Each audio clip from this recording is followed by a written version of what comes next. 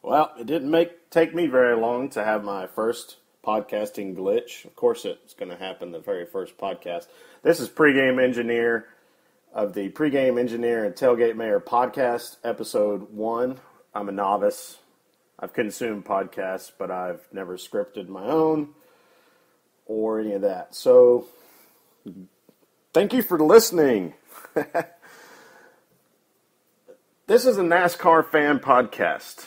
I regularly consume the Marty and McGee 406 Redneck Rodeo podcast. That it often feels a little bit caged, their speak, because they do work indirectly for NASCAR through ESPN and thus have to behave accordingly. So we expect this podcast to have a little bit more honest commentary on the things that happen in the sport that make us happy and the things that happen that piss us off. Going to try to keep this podcast PG so that if it ever does reach a wider audience than just me listening to myself talk, then we won't have any FCC issues or have people turned away by foul language and filthy topics. So without further ado, the reason why I'm doing this podcast, and I say it's actually a we, it's just I'm not a we today. Tailgate Mayor, my buddy, who I go to the racetrack with, this was his idea back in December, and he got me all excited about it.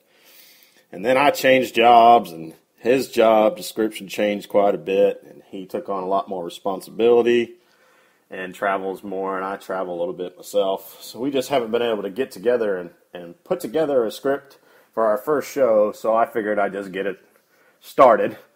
And most of the podcast is just going to be me talking about what I'm going to talk about as opposed to actually hitting the topic. I only have one topic to discuss today, and that's Kyle Busch. That's sort of the biggest thing going on in the sport right now.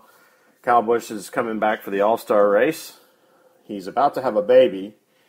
He has a new lease on life in terms of his lack of invincibility, and he's been granted a waiver such that should he wind up in the top 30 in points and have won a race, he will be eligible for the chase. I'm not sure how I feel about that. I've flipped back and forth whether he should be eligible at all, considering NASCAR's lack of safety initiative on the wall that he hit is the reason why he was hurt. I guess this makes sense.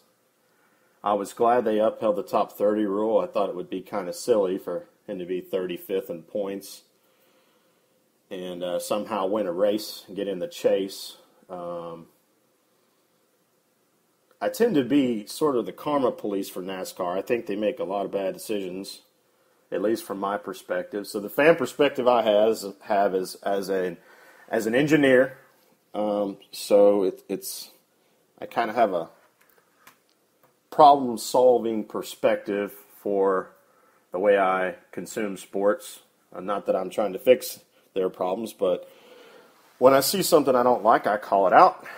And because of the typical demographic of the NASCAR fan, for better or worse, most of the time, my opinion doesn't align with mainstream NASCAR fans, which is good and bad. It's frustrating in that whenever NASCAR seems to poll the audience and then make a decision because of that, it's usually not something I would want.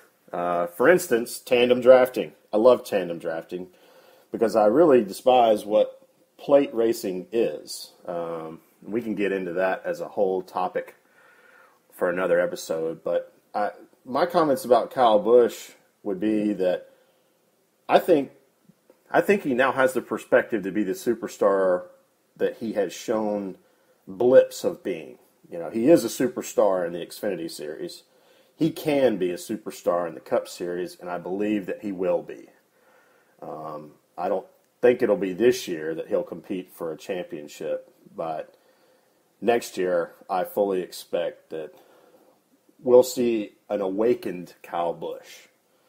And I want to keep this first episode pretty short to make sure. I'm probably screwed it up as far as the recording anyway. So I'm going to go ahead and end here. This is the first episode of the Pregame Engineer and Tailgate Mayor NASCAR Fan Podcast.